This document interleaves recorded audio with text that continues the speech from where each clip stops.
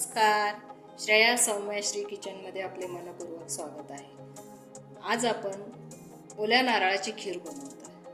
श्रावण महिना सुरू झाला आहे, सणासुदीचे दिवस आहेत, काहीतरी गोडधोड व्हायला पाहिजे आणि सणवार म्हटले की घरात नेहमीच काहीतरी गोडधोड करण्याचा विचार असतो.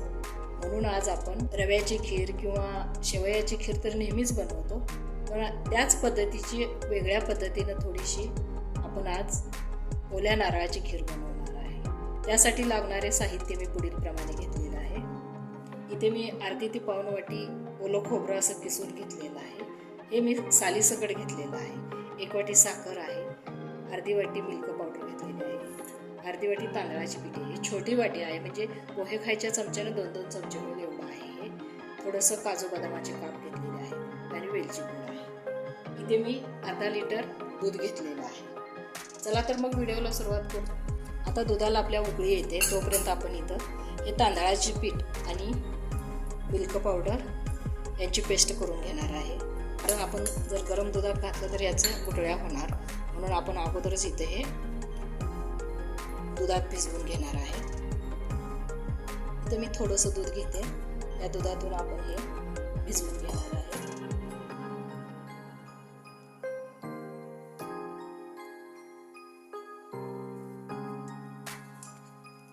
आता आपल्या दुधाला उकळी आलेली आहे. इथं आपण 1 वाटी साखर घेतलेली आहे. हे साखर घालून हे साखर विरघळेपर्यंत हलवून घेणार आहे.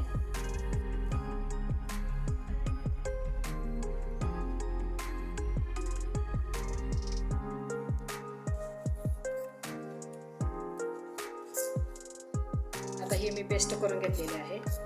दूध उकळलेलं आहे आपलं. एका हाताने हलवायचं आणि एका हाताने याच्यामध्ये हळूहळू सोडून घ्यायचं. 1-5 मिनिट याला असं शिजू द्यायचं.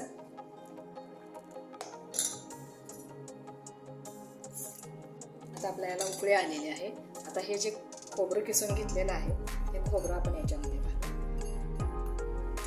ओला नारळ आहे हा खाताना खूप छान लागतो. दाताखाली जसा आला ना हा किसूनच घ्यायचा, मिक्सरला बारीक नाही करायचं.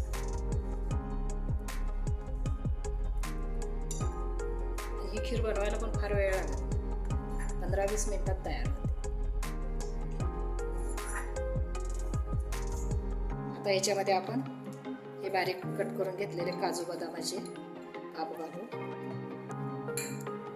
इथे मी थोडंसं केशर दुधामध्ये भिजवून ठेवलं होतं, ते पण घालते याच्यामध्ये. वेलची पूड आहे, अर्धा चमचा वेलची पावडर घालू. थोडंसं चिमूटभर मीठ घालू याच्यामध्ये.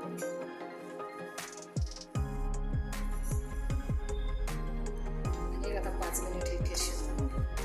आता मी वरून 1 चमचाभर तूप घालते. तुम्हाला आवडत असेल तर घाला, नसेल तर नका घालू. 1 चमचाभर तूप घालते.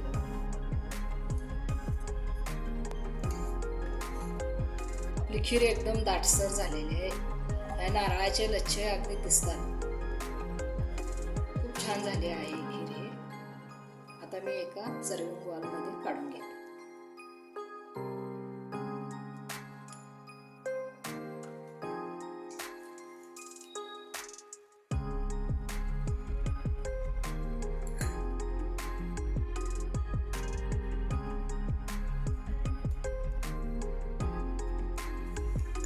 अशा पद्धतीने आज आपण ओल्या नारळाची खीर बघितली. आजचा व्हिडिओ तुम्हाला कसा वाटला? अगदी करायला सोपी आहे ही खीर. 10 ते 15 मिनिटात तयार होते. तुम्हाला आजचा व्हिडिओ कसा वाटला? जर माझे व्हिडिओ आवडत असतील तर व्हिडिओला लाईक करा, शेअर करा आणि सबस्क्राईब करा. धन्यवाद.